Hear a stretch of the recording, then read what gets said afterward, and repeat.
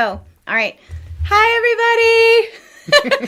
Don't worry, I'm not going to wear this getup the whole time, but I didn't want to forget this. It's actually my birthday today, and I have my spiritual son, Jeremy, with me. Woo! That's our can.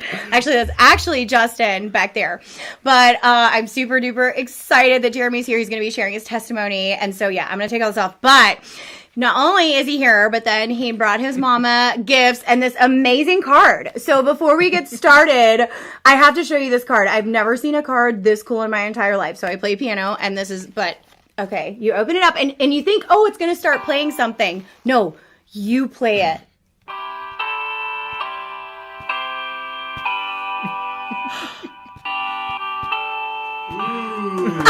Thank you.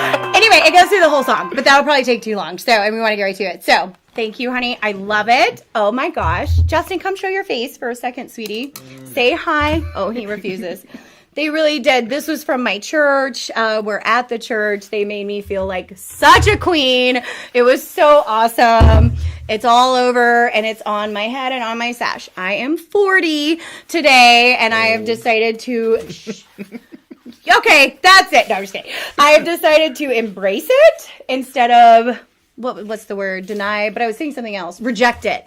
I've decided that I'm going to embrace 40. So anyway, I'm super excited. So enough about that. Okay, so Jeremy is here. I'm super excited. I've already said that, but Jeremy has an amazing testimony. And so I actually just want to pray before we get started. And just like Justin and I, nothing is planned, rehearsed. I'm like, I want you to come. He was off of work today. So I was like, I didn't say all I wanted from a birthday, but that really is what I want, was for him to come give his testimony. So God, I just thank you for Jeremy, Lord. I just thank you for what you've done in his life and what you're continuing to do.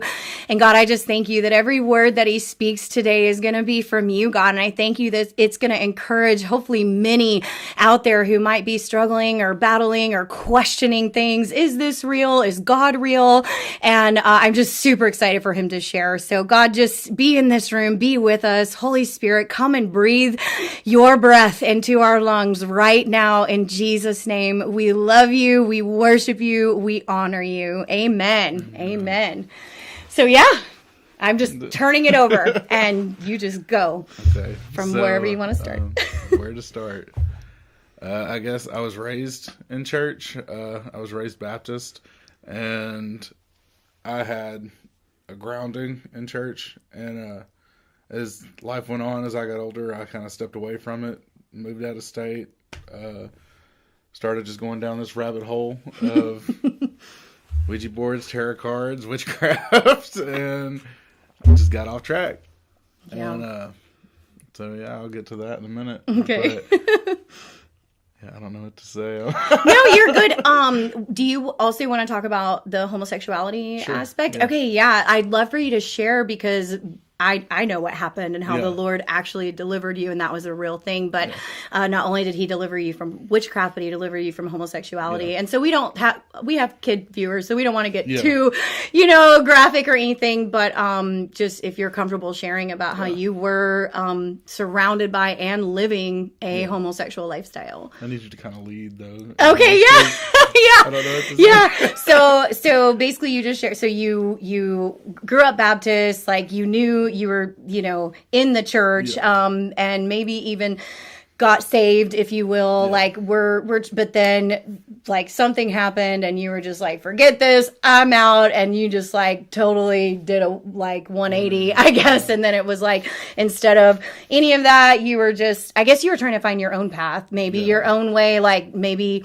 just you were unhappy, unfulfilled, unsatisfied. And so at some point in your life, you just, like you said, started going down the dark path and started messing with Ouija boards. I think you were already kind of maybe, what's the word? Just dabbling. That's it. Like dabbling. There were maybe some open doors that came, and maybe even as a kid, like you were attracted to men, like you knew that there was something in you that was different, but you couldn't quite figure out what it is. So you were searching for a place and a people where they would accept you in your homosexuality. And I think that in that realm, whatever door had been open, like that was just a dark, I mean, let's be real, it was a demonic realm. And so then you were surrounded, because I think that, didn't you go live with other men that were homosexual at the time, or did that come later? That came later. That came later. Yeah.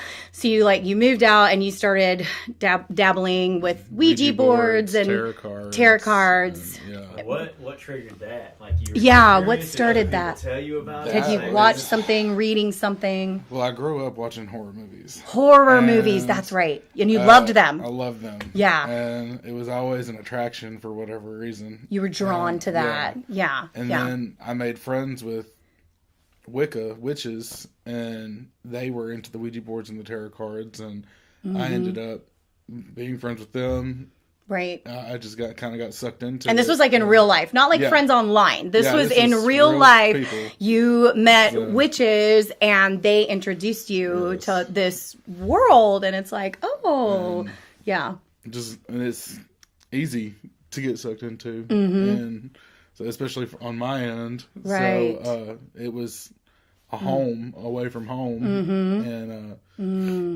And there was like a curiosity. Yeah. I think like we talked about that. Like you were drawn to that. It was, you were always curious. And like, really, I think even whatever, I think like you're saying, the horror movies may have been that first initial open door to this just, maybe it was like this excited, like it was dark, but it was like you were just drawn to that for whatever reason. But okay, keep going. Did you have certain questions that you wanted answered, or certain needs that you felt like you wanted to get met, and that this was a way to do that, to answer some of those spiritual questions or meet some of those deep needs on the inside of you? Or maybe. I know there was always this weird, not necessarily fascination with death, but there was always this strong pull towards death, what happens afterwards, and when you die, what is still here, and demons, right, like what you can't physically see but is there. And there was always just that attraction to that, and once I figured out you can mess with that, it just became a downhill spiral. Wow. Did you ever see demons? Did they ever manifest, or did you see them through people? Because it's not about me, this is your testimony, but I've had experiences, just people's eyes turning black, rolling in the back of their head, people crawling, doing whatever. Like you realize that they are under the power of a demon, I have in church settings. In church settings, okay. Other than that, it was always auras around people, yeah, we've talked about that. Typically, everybody had the same color, lack thereof color, whatever. But there was always one that I saw in Pine Bluff that had red. And to me, that was just bad. Yeah. So it was just a bad gut feeling. And he still has it. Yeah. So it just... Yeah. That's crazy.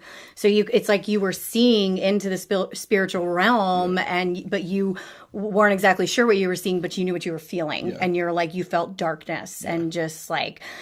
Did it feel evil or empty, or if you had to describe it, like what, or just... The red one just felt bad. Just bad. You just knew like something's off. I was going to say like something's not right. Yeah. Okay, crazy. Gosh, that's crazy. So, did you, like you said, tarot cards, did you ever go to psychics, like get any palm readings? Did you get into all that, or did the witches just practice that with you?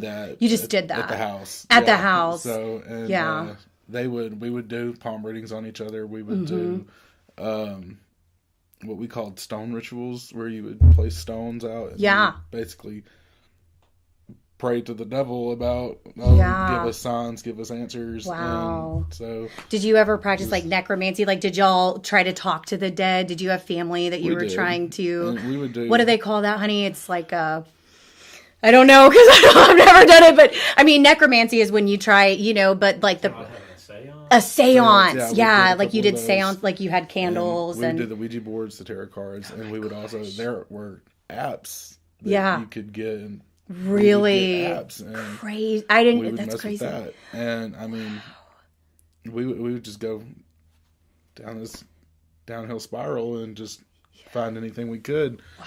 And to get answers for Did what we y'all- wanted to know. I'm sorry, I don't want to cut you off. Didn't y'all do like did you cut yourselves? We Didn't did. y'all do blood sacrifices? did. Oh my gosh, that's crazy. I remember that. Like, that's So crazy. we did a couple of those. And like the devil was telling you to do it, or like you said, there were like burning hair apps and sacrifices. yeah. And we made voodoo dolls. yes, other, I remember that.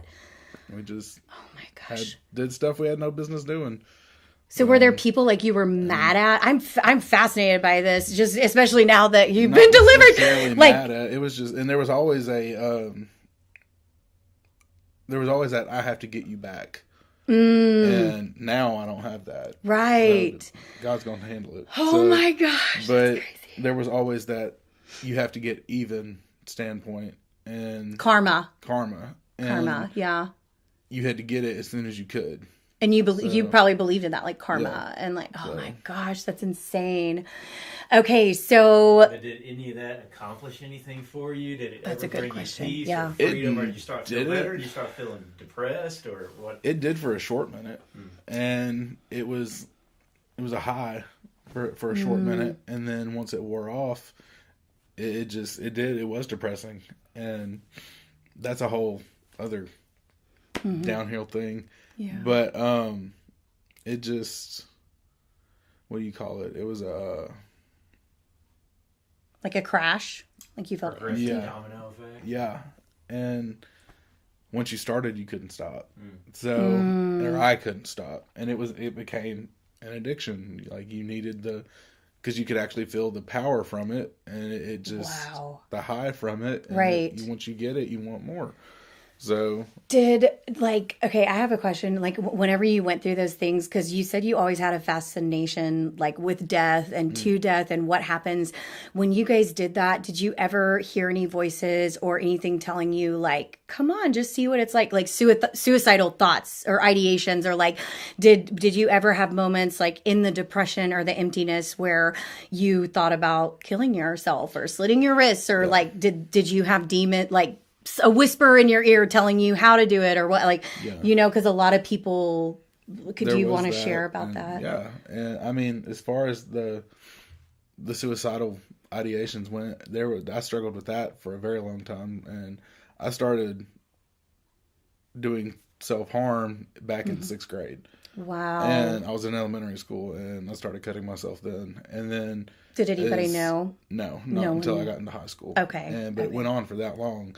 And then once I got to high school, it became a thing of, okay, it's an addiction at this point. It was an escape. It was a way for the numbness to feel something. Right. And once I finally got out of high school, I bought a gun, and my parents did not like that. And there were many times where it was just like, all right, let's do it. Let's just get it over with. And I can't tell you how many countless times I wrote suicide letters out to my parents. And this whole time, my mom was praying. Yes. And I'm just... Ooh, shout Miss Linda. We're going to shout out to Miss Linda. Those praying mamas out there. Bro. Any mom listening, don't quit praying for your kids, because I believe it was the prayers of your mom that saved your life. Because, like, that's kind of my question, too. Like, why didn't you follow through? There was always something that stopped you, right? Like, but you don't know what it was. You just knew something stopped you. Yeah. Oh, my gosh. And That's there crazy. was one occasion, I won't go into too much detail, but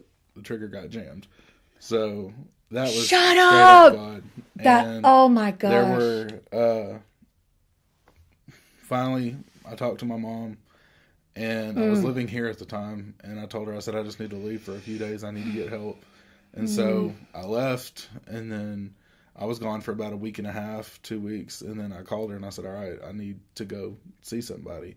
So we went to, I won't say the name of the place, but we went to a clinic in a Little facility. Rock, and I was there for about 2 weeks and got medicated, got help. And it wasn't a faith-based thing. Right. But at the time, I felt like that's not what I needed, was a faith-based thing. I needed more medicine Right. than Right. anything. And so Didn't that's they just the place diagnose I you was like at. schizophrenia and major bipolar? depressive disorder with psychotic features. Wow. So we, which were voices and visions of things that weren't there.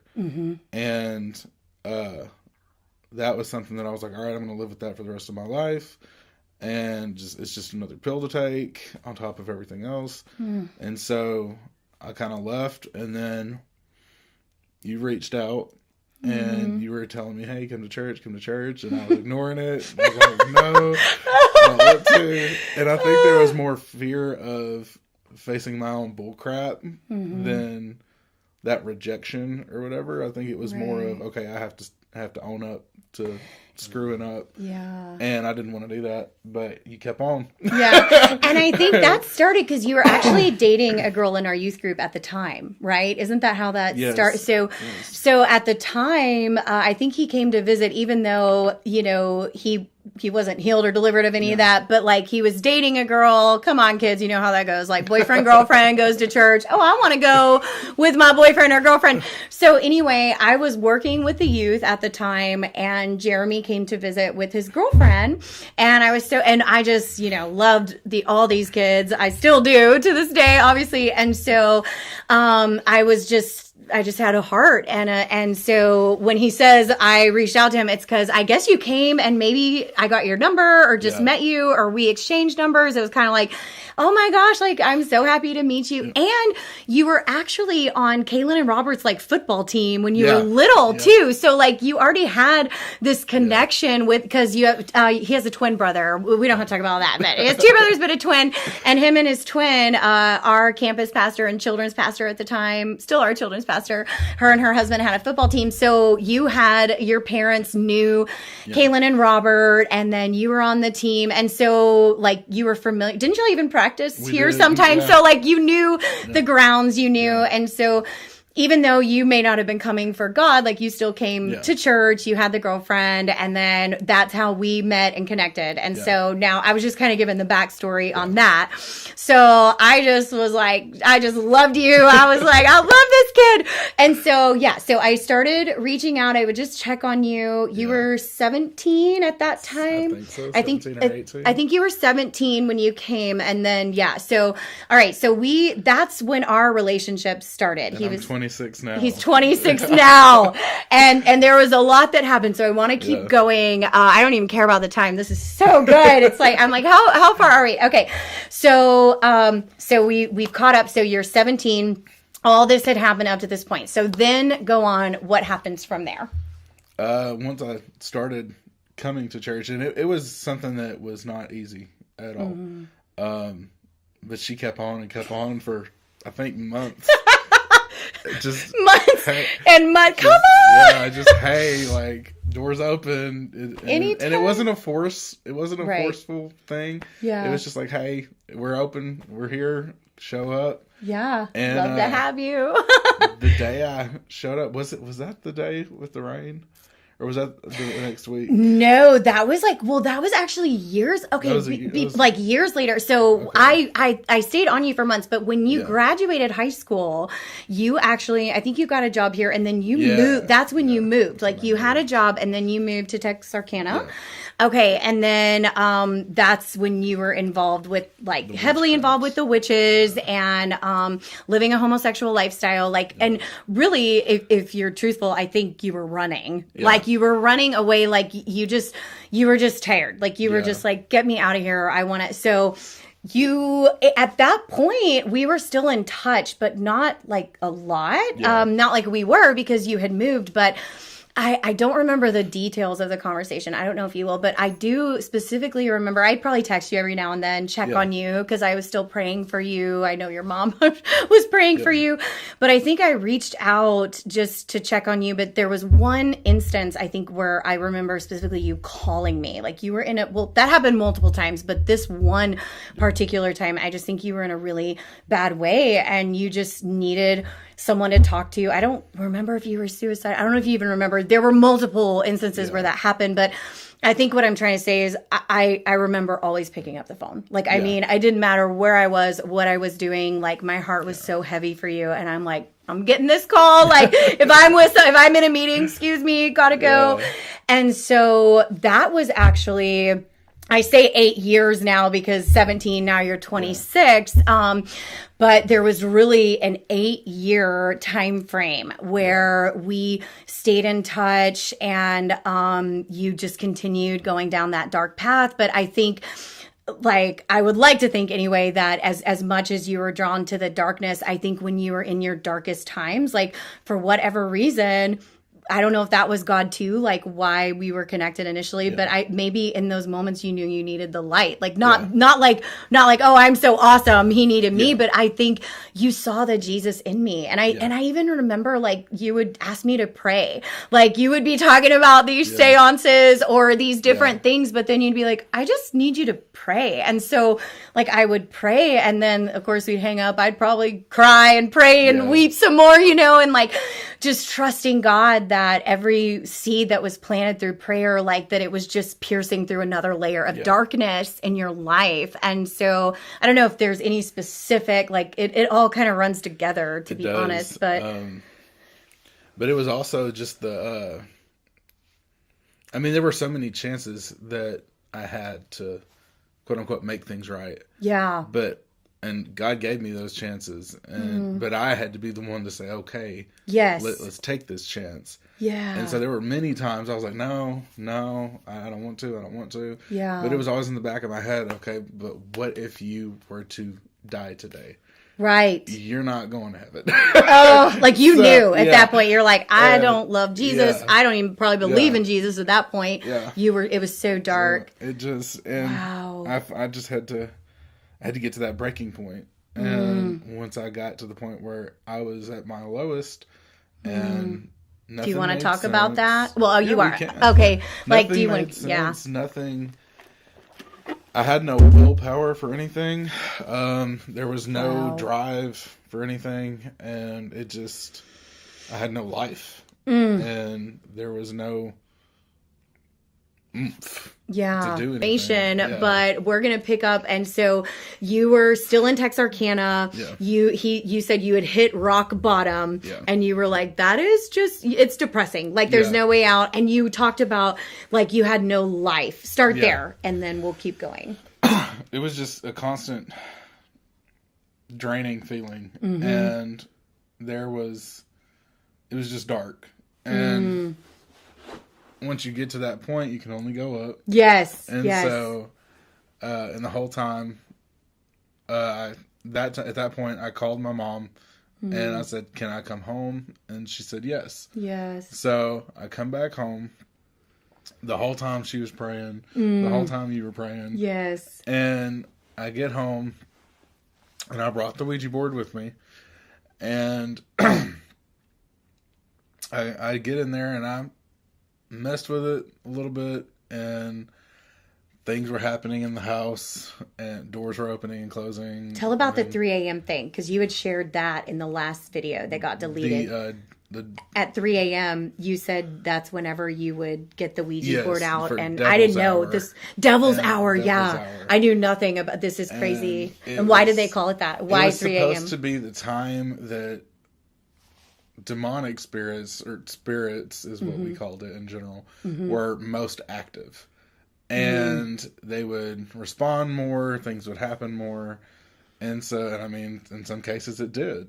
So, but I would sit there in my room at this point by myself, and I'd just be in bed, moving the planchette, just messing with the Ouija board, and I would be just talking to the devil, and just like, all right, let's do this, let's do that, and just move, like, just pretty much bashing God the whole time. Wow. And so and things were happening. Doors would open and shut, lights would come on and off. I had a small heater in my bedroom, and I remember one night it was completely turned off, switches and dial, everything, and it just came on. And I remember walking past it, and it burned my leg, and it got that hot. And I was like, all right. And so I unplugged it, and the nightmares came in. There were so many nightmares, and some of them didn't make sense. And it was just 9 times out of 10, I was running from something in these dreams, but I could never see what that something was. Wow. But I knew it wasn't good. Wow. And it just, it was dark. It was a dark time. Whew. And so Jesus. Christina is blowing my phone up. Relentless. Inviting me to church every chance she gets. Yes. And wait, tell about the cross, because that got deleted too. Yeah. Tell about that experience when you were coming home from work, because this Yeah. is huge. This is huge. So I walk Shout in. out, props to your mama. Yeah. Not a spiritual, his real mama, Miss Linda. Tell about this. So I walk in from work one day, and it was late, and I just walk in my bedroom door, and I just get stuck. And as soon as I walk in, and I just feel this pull above my head, and I turn and look, and I can't see anything off the bat, but I know something's there. So I turn on the flashlight on my phone, and I go to look, and there's a cross. And so I'm looking, and I just look on both sides of the door frame and on the top, and there were crosses on each one. Wow. And I got so furious. I was so mad. I went to my mom, and I'm screaming and I'm cussing at her, and I'm like, what the is this? And she's like, You need Jesus. And I'm just like, okay. Yeah. So I go back to my room, and I'm scrubbing it. I've got hot water, spray cleaner, rags. I'm just going to town. And I walk in my bathroom, same thing. It was on both doors. I had 2 doors to my bedroom. It was on both door frames. It was on the windowsill. It was in the hallway on the closet door. It was on the door frame in there. It was on the bathroom door, on the bathroom door frame. It was on 2 mirrors in the bathroom. It was in my shower. Wow. It was over the toilet, and it was everywhere. On your windows on too, my I windows. think. It was everywhere. His mom had come in there, and she had taken authority, and she took that oil, and she was like, "Get out!" And when get I tell out. you, I was so furious. It was just devil anger. And Wow. I hated it. And Stirring so- up those demons, like, woo, and crazy. So I go back, and I'm again screaming at her, and I'm like, "Stay out of my room!" And like it's my house, and I'm like, "Stay out of my room!" And, Yeah. And Oh so man! I end Wow! up- Wow! she's like, "You need to go to church. You need to do this." Like, and I'm like, "Yeah, whatever." So I came to church, Yes. and we were doing An event. Oh yeah. Let me. It was- I can tell that because we can edit all this. So, I was reaching out to you, but you were telling me. I was inviting you to church. and I didn't want to come inside. But you didn't want to come inside, and you were telling me like, you just said that, like, thank you so much, but I'm just not comfortable. Like, I think you literally said, I'm not comfortable walking through the doors of a church. And so I was like, I'm going to be sneaky, and we were having a family night on our property, and it was all going to be held outdoors. So you weren't going to have to come inside the church at all. So I end up, after you told me no multiple times, but I was, and not pushy, but I was still inviting you. Then you ended up coming to that event that was outdoors, and we were saying, like, and you were so uncomfortable. Yeah. like you did come, but you were like I was uncomfortable very the whole awkward, time. and Yeah. it just- But you came. yeah. Yeah. And so that, I don't think you came back for a while, Yeah. but we stayed in touch, and we're still talking. And then a couple of months, and did you come on a Wednesday night or a Sunday morning? It was a Wednesday night. Because then you started kind of coming around, and then you came a couple of Wednesday nights because you weren't working at the time. I don't think, like, at that point you weren't working. So you had, and then you started volunteering for our food pantry. And so you just little by little over time, you started getting more actively involved in the church, but you were still battling these other things. So talk about that. And then that can pretty much lead us up to, I guess, the Ouija board, you know, experience where that was the first step of the breakthrough, I think. So it just, it progressed, and I got more comfortable as time went on, but that took time itself. and because it wasn't, it was new again, but it wasn't brand new. Mm-hmm. So, but it was just like, I know this is what's right, Yeah. but what's right isn't always easy. Mm, So, and that that's especially wasn't easy. Yeah. So, once we did get in the groove, so to speak, we had that, what service was it with the Ouija board? I can't remember because I don't think we'd started Project Freedom. I think that one you did come on a Sunday morning. That I know was a you Sunday did morning, yeah. because you came and the I think Lord. that was the first Sunday. That was the first Sunday. Yeah. You had been coming on Wednesday nights, but this Sunday, and I think you got some deliverance, maybe even in the back. Like there was some we had praying prayer, that was happening, and then after service, you came to me. and we just. I get so excited thinking about it. They laid hands on me. I remember Pam McCullough was there. Mm-hmm. And somebody else, I can't remember, Teresia maybe? I think it was Cindy Denny. Was it Cindy Denny? It was Cindy, I think yes. Cindy, yeah. And they're praying for me, and it was very awkward for me. I was like, okay. What is happening? Get off me. But it was working. I mean, Yeah. it was, you could feel just the physical movement through my body. Wow. And I was like, all right. And it was this warm movement. And I was like, all right, I know what I need to do. And I knew what I needed to do the entire time. I just didn't want to do it. Right. And so Go figure. finally, I was like, all right, cool. And we let out of church, and people are filing out, and I found Christina. And I was like, hey, I want to get rid of it.